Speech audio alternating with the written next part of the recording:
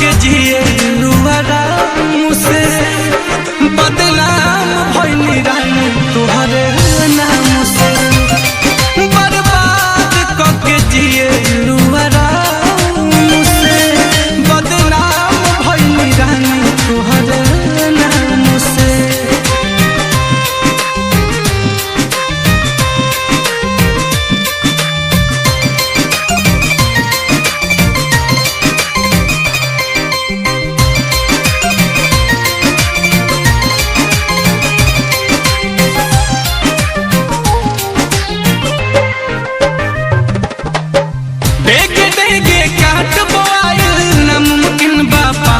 अपने खास देखल ना चाहे प्यार के दुश्मन लोग भाई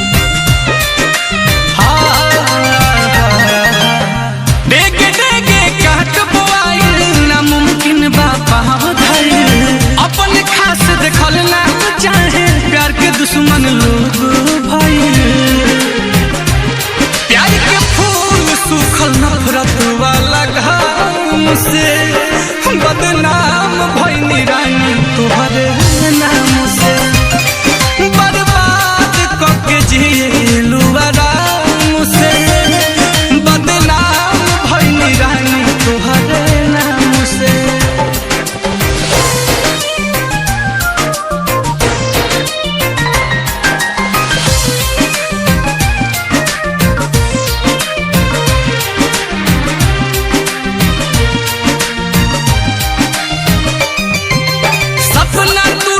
शीशा जैसे दिल चकना चूर भइल नीलकमल अखिलेश कलेश में मुएला मजबूर भइल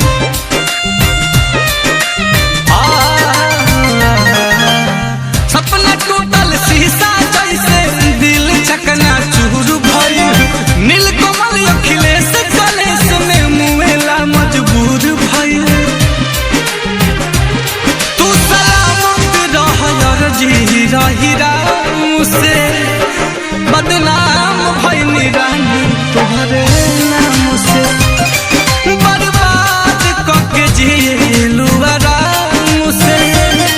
बदनाम भइली रानी तुहरे नाम से। दुनिया में जियल मुश्किल भइल अब जख्म दिल